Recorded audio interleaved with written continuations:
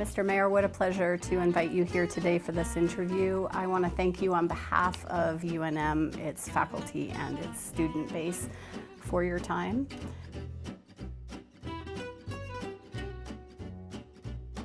So this is where we were really targeting. This was when we were sitting down with the housing partnership and trying to define where our focus was going to be. We decided this was where our focus. There are programs out there for those in the poverty level, and of course if you're very wealthy you could afford a home here, but there wasn't any program really designed for that middle section. Are you able to bring policy prescriptions to bear on that?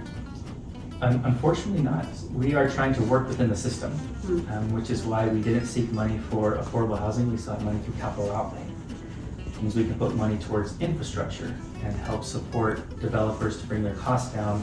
And we've got mechanisms in place to say, if we're going to bring your costs down, the expectation is you bring the home price down.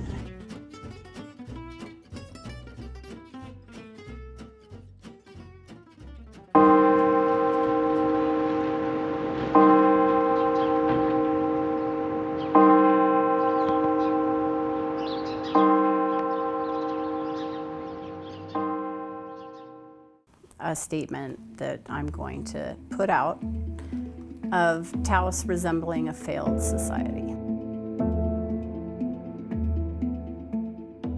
Like, what is the mix, the housing mix? Because clearly the middle class and working middle class are just as affected by the housing crisis as are those in more acute need.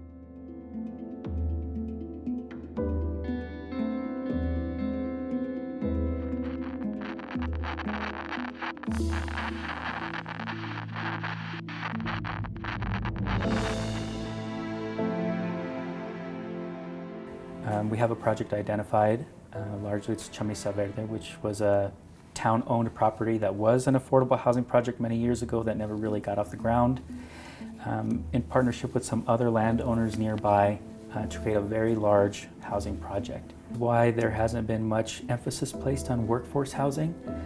The federal government and even state government, their definitions of affordable housing are very restrictive.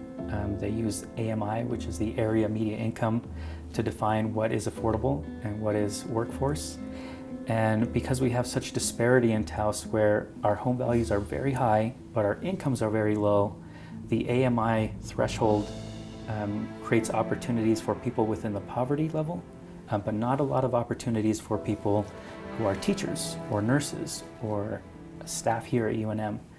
I would ask that people stay engaged and not just read the headlines. Sometimes when a constituent reads just the headlines, they're missing a lot of the context and the nuance in some of these issues.